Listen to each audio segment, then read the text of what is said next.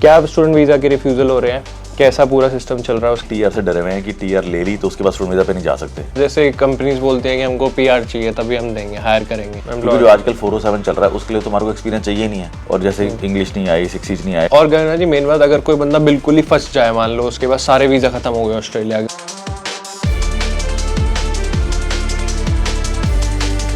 A very good morning at Hackett channel. This is the Sharjah. We have Mr. Gagandeep Singh here in the vlog. कैसे भाजी? Hello, बढ़िया बढ़िया। अगर आप लोग चैनल में नहीं चला सब्सक्राइब बटन है, जाके आप लोग दबा सकते हो। जो भी ऑस्ट्रेलिया की अपडेट्स होती है मेजर, ठीक है, वो मैं प्रेफर करता हूँ कि मैं गगन पाजी के साथ बैठ के बनाऊँ, क्योंकि अगर कोई माइग्रेशन एजेंट आप लोगों को खुद बता रहा है, that will be more reliable rather than me. मतलब हम भी रिलायबल हैं, समझ सकते हो, बट द पॉइंट इज कि आप लोगों को ज़्यादा ट्रस्ट होगा, मेरे से भी हो जाएगा वैसे, है ना, बट हम गलत चीज़ें नहीं बताते। जो भी अच्छा होता है स्टूडेंट्स के लिए या फिर जो माइग्रेंट्स होते हैं ऑस्ट्रेलिया में, who are planning to come और who are already in Australia, उन लोगों के लिए ओवरऑल ईजी रहता है प्रोसेस, और समझ आ जाना चाहिए आसान भाषा में, क्योंकि ऑस्ट्रेलिया के बहुत सारे वीज़ाज है, आधी चीज़ें लोगों को पता ही नहीं होती और आधी चीज़ें जो नहीं पता होती वो हम बताए थे आपको। आज की इस वीडियो में हम लोग बात करने वाले हैं student visa refusal if you are onshore, और अगर आप लोग ऑफ शोर हो तब भी। क्या अब स्टूडेंट वीज़ा के रिफ्यूज़ल हो रहे हैं, कैसा पूरा सिस्टम चल रहा है, उसके बारे में हम लोग बात करेंगे। तो अनवर जी, ऐसे क्या हो रहा है कि अगर मैं ऑन शोर हूँ और स्टूडेंट वीज़ा में क्या क्या हो रहा है आजकल? नहीं, स्टूडेंट वीज़ा में ऑन शोर में क्या है कि जनरली अगर आप,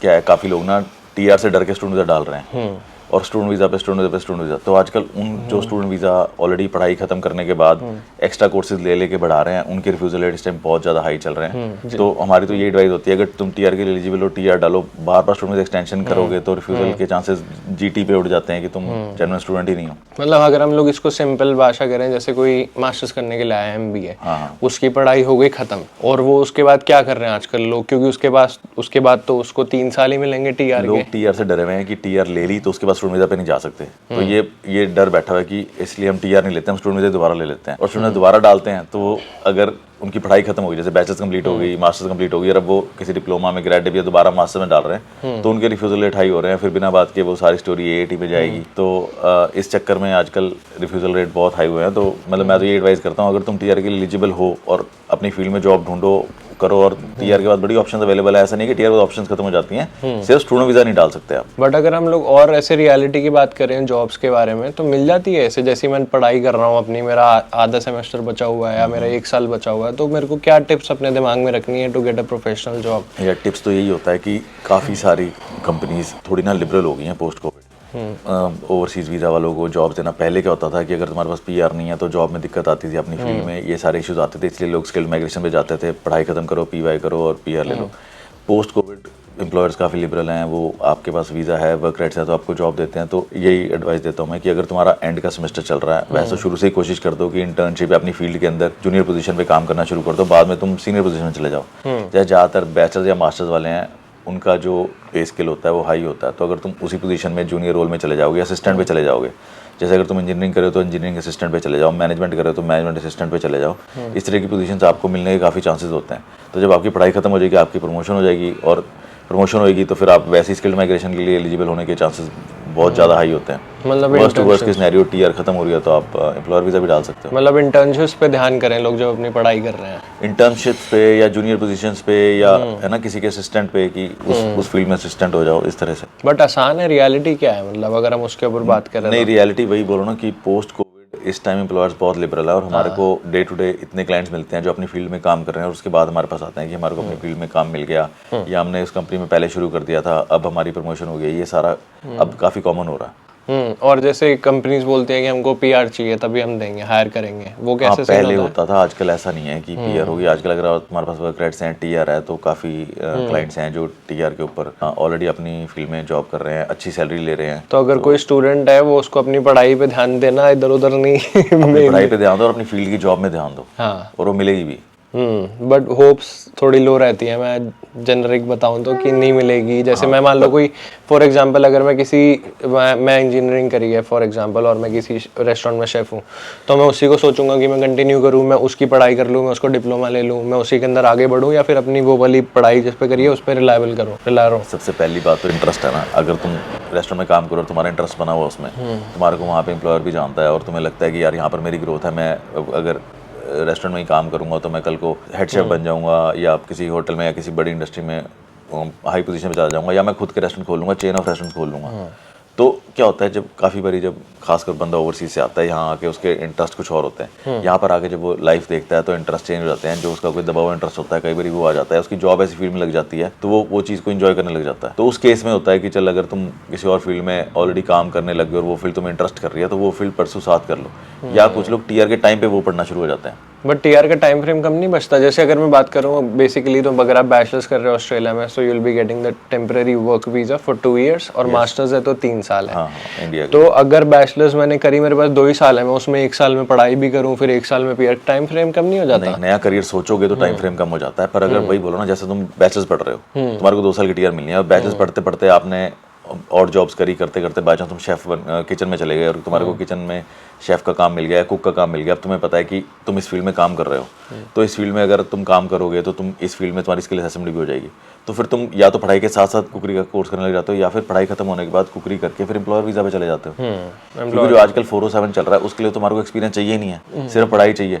तो अगर तुम्हारे पास 2 साल का टीआर है और तुम 1-1.5 साल में पढ़ाई कंप्लीट करके एम्प्लॉयर वीजा पे चले जाओ। और वो कितने साल का मिलता है एम्प्लॉयर वीजा? 2 साल का होता है, उसको आने में आजकल साल लग रहा है, तो तुम्हारा ऑलमोस्ट 3 साल निकल जाता है उसमें। ओ, तो जैसे आपने स्टूडेंट वीजा किया, फिर टेम्परेरी वर्क वीजा लिया, और फिर 2 साल का और मिल जाता है, और वो जब तक मिलता है तो 1 साल, मतलब जेनेरिकली 3 साल अप्रोक्स आपको टाइम। हाँ, तो डरने की कोई बात नहीं है। अगर कोई स्टूडेंट है वो सोच रहा है कि मैं चेंज कर लूँ अपना करियर, ठीक है, मर्जी जैसे भी करना है, जिसको जिस चीज़ में इंटरेस्ट है, बट यू हैव ऑप्शंस। हमारा कहने का मतलब ये है, स्टूडेंट, टीआर, एम्प्लॉयर और ट्रेनिंग अलग अलग हो गए ना। वैसे तो स्टूडेंट टीआर के बाद स्किल्ड माइग्रेशन ही डल जानी चाहिए। अगर आप अपनी फील्ड में हो, या तुमने पीवाई कर लिया, या तुम्हारे पॉइंट्स एक्यूमुलेट हो गया, नाटी कर लिया, इंग्लिश अच्छी है, तो तुम्हारे वैसे सीधे भी बन जाते हैं। कईयों के अंदर जॉब रेडी या एक्सपीरियंस की रिक्वायरमेंट होती है। काफी मास्टर्स में 1 साल की एक्सपीरियंस की रिक्वायरमेंट है, ट्रेड में 1 साल की रिक्वायरमेंट है, पर काफी में नहीं है। तो 1 साल के बाद तुम्हारे पास 1 साल तो बेयर मिनिमम होता ही है ज्यादातर केसेस में, तो तुम स्किल्ड माइग्रेशन के लिए वैसे ही एलिजिबल होते हो। ओके, इंग्लिश अच्छी है, नाटी है, सब कुछ है, तो तुम्हारे स्किल्ड हो जाती है, कई बार एम्प्लॉयर की लोड ही नहीं पड़ती। अगर वो नहीं होता तो फिर तुम एम्प्लॉयर वीजा पे जा सकते हो। और जैसे इंग्लिश नहीं आई, 6 नहीं आए, पर एम्प्लॉयर वीजा में हमारे पास लोअर थ्रेशोल्ड की ऑप्शन भी है। ओके, हाँ। तो 407 डालो लोअर थ्रेशोल्ड में। उसमें कितना चाहिए इंग्लिश? 4.5 बैंड बस। ओह, इजी है। वो भी ओवरऑल। पर अगर तुमने यहीं पर पढ़ाई खत्म करी है, डिप्लोमा करा है या बैचलर्स करी है, तो इंग्लिश की रिक्वायरमेंट है ही नहीं। अगर तुमने अभी पीछे ही कंप्लीट करी है तो फिर इंग्लिश रिक्वायरमेंट खत्म हो जाती है। पढ़ाई खत्म करो, 407 डाल दो। ओह, नाइस। काफी लोग जो टीआर भी नहीं डाल पाते, टीआर के लिए 6.5 की रिक्वायरमेंट है, हाँ, और स्किल्ड माइग्रेशन के लिए 6 की है। तो अगर बाई चांस किसी के ये इंग्लिश नहीं आ रहा है तो 407 पे चले जाओ। 407 1 साल आने में लगेगा, 2 साल आगे, 3 साल का वीजा है, इतने में अपनी इंग्लिश इंप्रूव कर लो। 3 साल में तो कई बारी पढ़ाई एक्सपीरियंस लेते लेते तुम 186 के लिए एलिजिबल हो जाते हो। हाँ, तो 186 के लिए तो फिर तो डायरेक्ट उसमें ही चले गए। पर 186 के लिए 6 ही चाहिए, तो इन द मीन टाइम तुम्हारे पास 3 साल हैं वो सब कुछ करने के। 2 तो बेयर मिनिमम है ना। तो मतलब ऐसा है कि अगर हम जॉब की रियलिटी, मतलब मुश्किल नहीं है, ट्राई करोगे तो हो जाएगा, है ना। बाकी काफी बारी तो क्या होता है, तुम ऑस्ट्रेलिया में पहले पढ़ाई कर रहे हो, फिर उसके बाद जॉब कर रहे हो, टीआर है, ये तुम्हारे पास 4-5 साल का पीरियड होता है। काफी बारी लोगों का पार्टनर बन जाते हैं, उनके साथ रहने लग जाते हैं। कई बारी पार्टनर पीआर होते हैं, तो अगर पार्टनर पीआर है तो तुम पार्टनर के डायरेक्ट उस पाथवे पे जा सकते हो। कई बारी बाई चांस अगर तुम्हारा टीआर खत्म हो रही है और तुमने अपनी फील्ड में जॉब भी नहीं करी, नाटी भी नहीं करी, इंग्लिश भी कम है, पॉइंट्स भी कम है, तो नहीं हो रहा है, तो फिर तुम्हारा जो अगर जैसे पार्टनर है, अगर उसका वो खुद स्टूडेंट वीजा पे चल रहा है तो स्टूडेंट डिपेंडेंट डाल सकते हो। कई बारी पार्टनर का एम्प्लॉयर वीजा डाला होता है तो तुम उसका डिपेंडेंट पे चले जाते हो। एज लॉन्ग एज आपके पार्टनर का स्टूडेंट वीजा ना हो, आप और किसी भी तुम्हारा अगर पार्टनर है तो उसके वीजा पर डिपेंडेंट जा सकते हो। और गगना जी, मेन बात, अगर कोई बंदा बिल्कुल ही फंस जाए, मान लो उसके पास सारे वीजा खत्म हो गए ऑस्ट्रेलिया के, और वो ऑन शोर है और उसके पास जाने की नौबत आ गई, तो वो क्या ऑप्शंस होते हैं उसके पास? देखो, वैसे तो थोड़ी सी प्री प्लानिंग करनी होती है, इसीलिए हम क्लाइंट को बोलते हैं जब तुम पढ़ने आए हो उसी टाइम से अगर तुम किसी माइग्रेशन एजेंट को के साथ अपना इन टच कर लो, ताकि वो आपकी फाइल क्रिएट करके आपको टाइम टाइम पे एडवाइस करता रहे। बेसिक फंडा है। फर्स्ट ऑप्शन आपको हमेशा स्किल्ड माइग्रेशन रखनी चाहिए, क्योंकि उसके अंदर आपको एम्प्लॉयर से स्पॉन्सरशिप लेना, एम्प्लॉयर के साथ बाइंड होने की लोड नहीं है।